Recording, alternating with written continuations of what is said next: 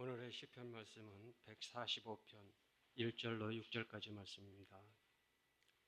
왕이신 나의 하나님이여, 내가 주를 높이고 영원히 주의 이름을 송축하리이다.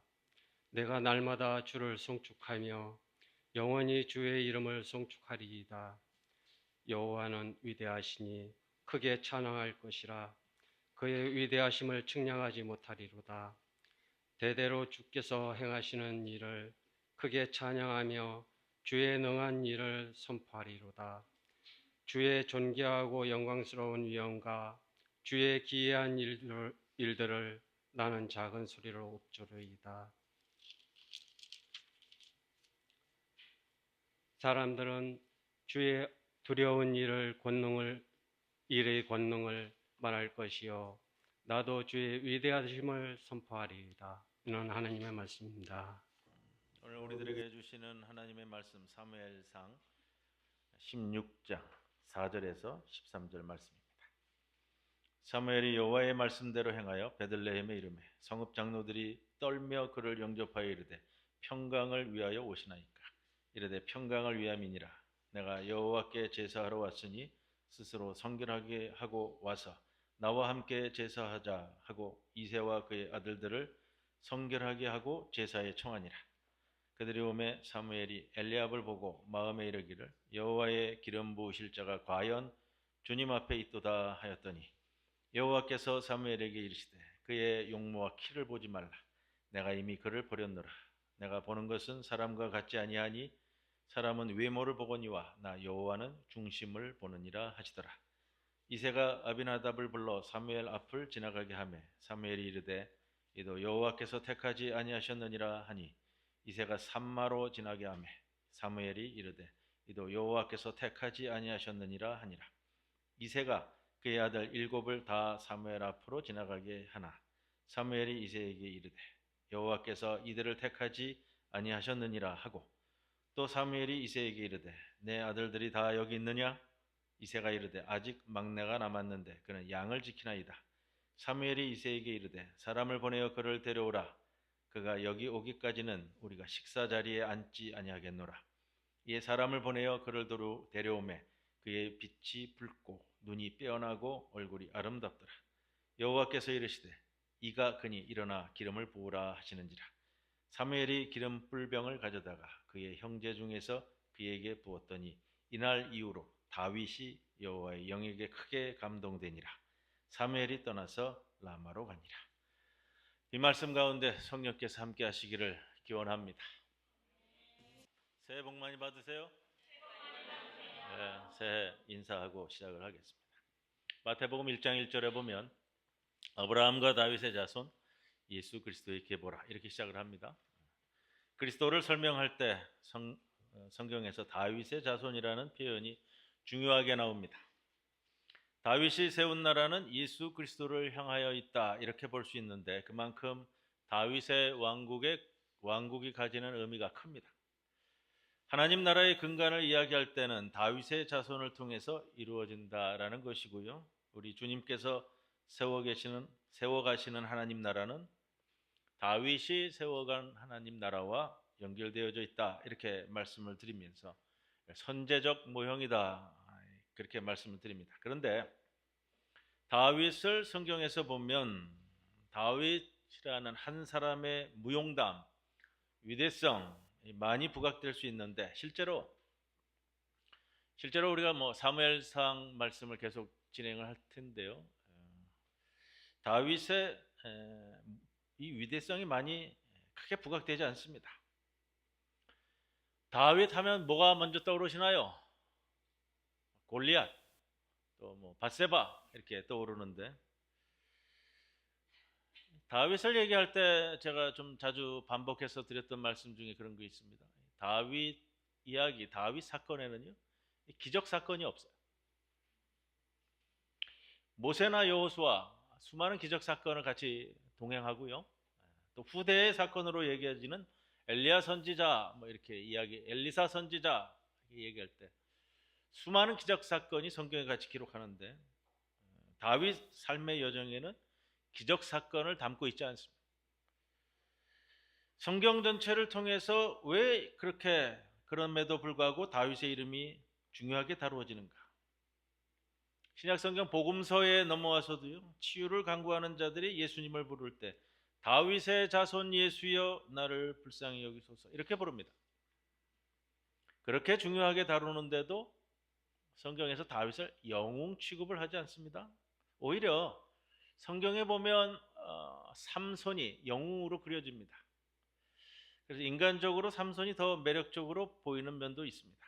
그런데 성경은 다윗의 나라, 다윗 왕국을 이야기하지만 삼손의 나라를 이야기하지는 않습니다. 다윗의 기록을 보면 골리앗을 이기는 장면이 나오는데 자세히 들여다보면 다윗의 이름보다 하나님의 명칭이 훨씬 더 많이 나옵니다. 엄밀하게 따지면 골리앗과 싸운 이는 다윗이 아니라 하나님이다라는 것을 보여주는데, 골리앗과의 싸움 장면이 다윗이 그려지는 장면이 아니라 하나님이 묘사되는 장면입니다. 성경에서 절대로 다윗이 그려지지 않고 하나님이 그려집니다. 사무엘상 시작하면서요, 사울의 이야기와 다윗의 이야기로 이어지는데 사울 이야기를 따라가다 보면 항상 사울이 클로즈업 됩니다. 그의 이야기를 보면 사울 왕이 항상 크게 남습니다. 키도 어깨 하나 높고 건장하고 전쟁에 능하고, 사울이 우리의 시야에 남아있고 사울이 우리의 가슴 속에 기록되어 있어 부각됩니다. 그래서 우리 가슴에 좀 아쉽다, 이것밖에 안 되는구나 라는 마음이 듭니다. 이러한 게 가슴에 남는데 다윗을 한참 읽다 보면 우리 가슴 속에 다윗이 남지 않고 다윗을 읽다 보면 남는 것은 하나님입니다. 정작 다윗의 인생을 공부해 보면 다윗은 온데간데 없고 항상 하나님이 두드러지게 나타납니다. 이게 제대로 된 인생이라는 겁니다.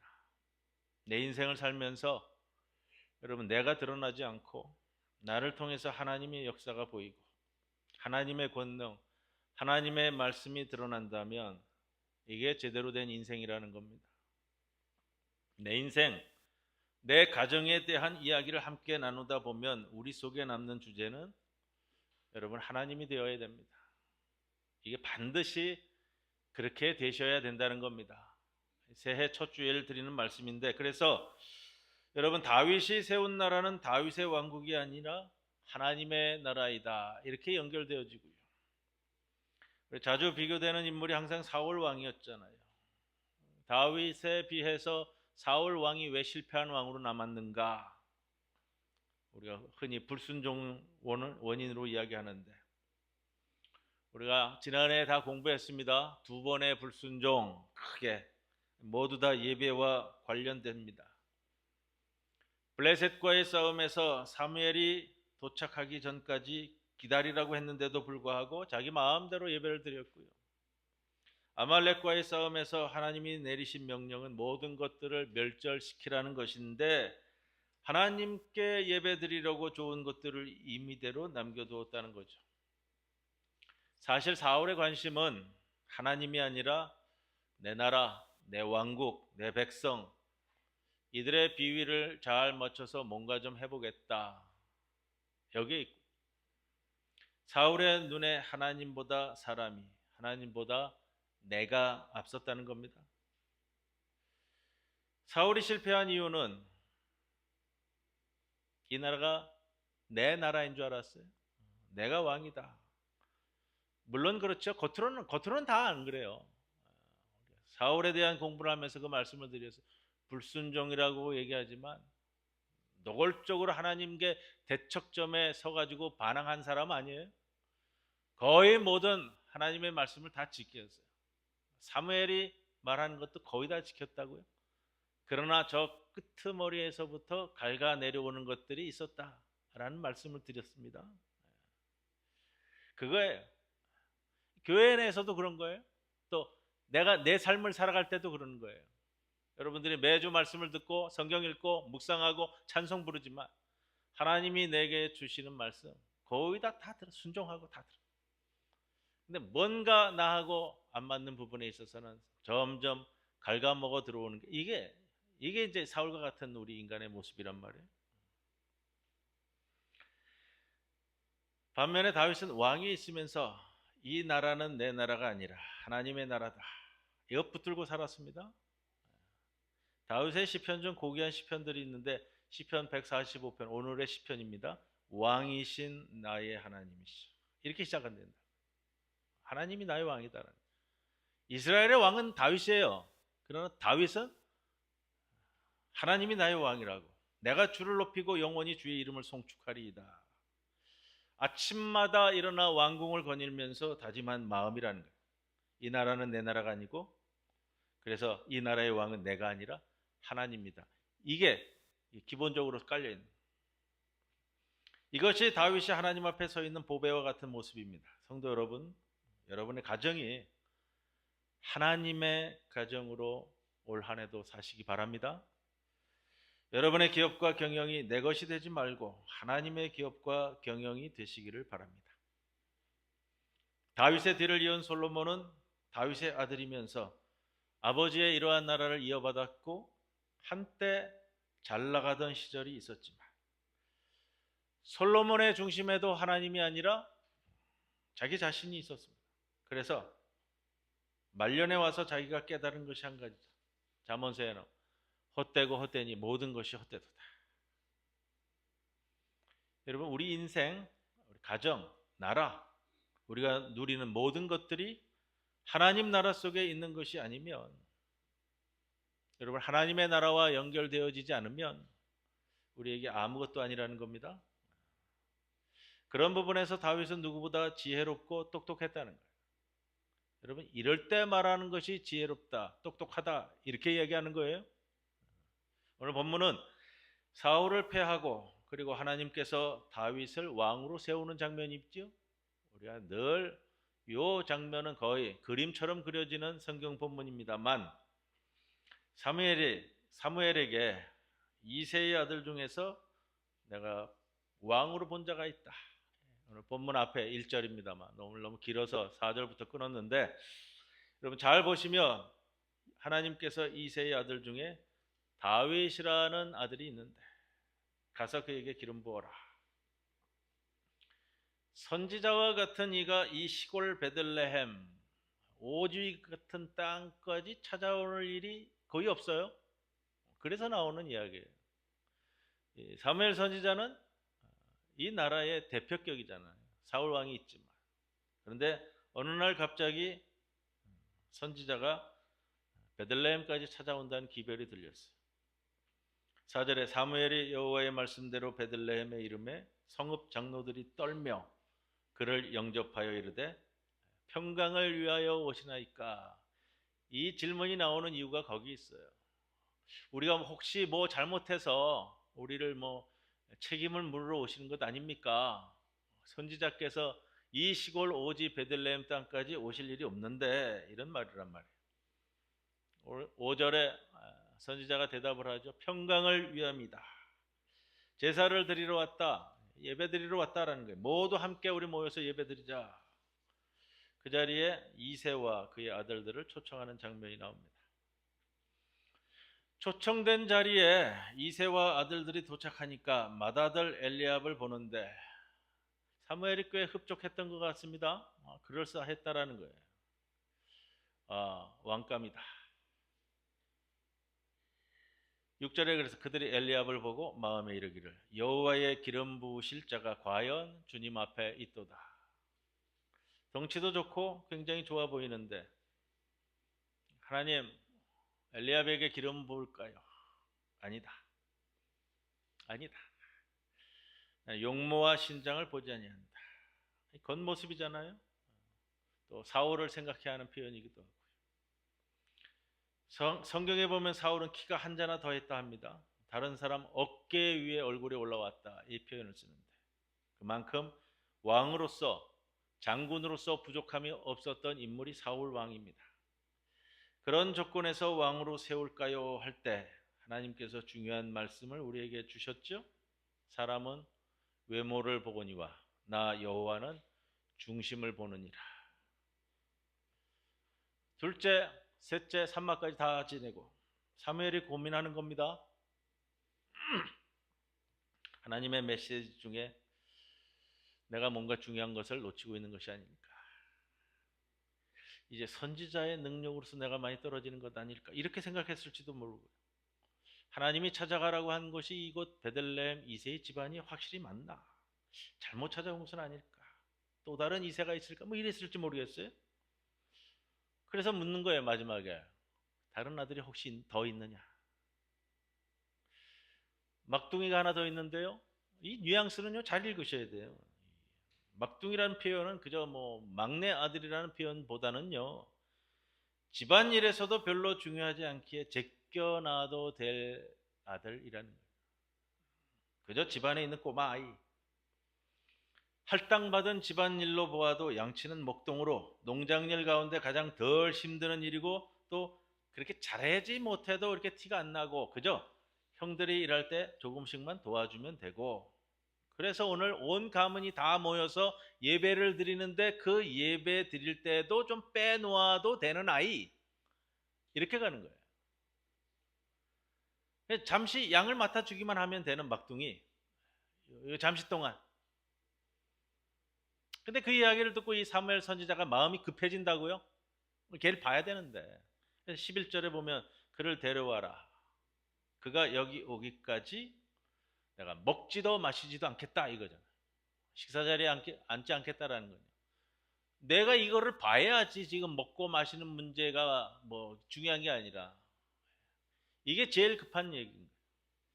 13절에 사무엘이 기름 뿔병을 가져다가 그의 형제 중에서 기름을 그에게 부었더니 그날 이후로 뭐라고 돼 있어요? 그날 이후로 다윗이 이렇게 돼 있죠? 그날 이후로 다윗이 하나님의 영에 감동하니라. 제가 말씀드리는 것이 이겁니다. 이제 처음으로 다윗의 이름이 등장하는 거예요. 여기 와서야 등장하는 것이 다윗의 이름이에요. 이름 없는 막둥이 이제야 다윗으로 등장하는 거예요. 비록 보잘것없고 양이나 치는 무명의 신세지만 하나님의 선택에 의해서 등장하는데 왜 등장하느냐? 중심을 보시는 하나님의 마음에 합한 자이기 때문에. 여러분 중심이 뭐죠? 중심이 사무엘서 들어와서 제가 반복해서 드린 거예요. 앞에서 마음, 전심 이렇게 번역이 되고 다윗에게 오면은 중심 이렇게 번역이 된다. 다 같은 단어예요. 레브라는 단어를 쓰는데 심장이란 말이에요. 심장. 레브에서 영어의 단어 심장이 나온단 말이에요. 신명기 6장 5절의 말씀을 보면 하나님을 사랑하는데 마음을 다하고 성품을 다하고 힘을 다하여 이 세 가지 단어를 합치면 중심이라고 말할 수 있지 않겠습니까? 사무엘상에서 사울에게 하신 말씀은 자주 나오는 표현인데 나는 마음을 본다. 여호와는 상한 심령을 기뻐하신다. 순종이 제사보다 낫고 마음, 중심.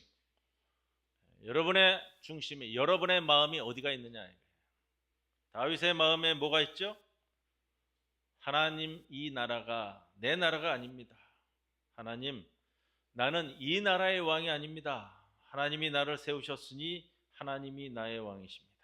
이것이 다윗의 중심에 정말 중요하게 자리 잡고 있습니다. 그렇게 이것이 다윗에게 힘으로 나타나는 거예요.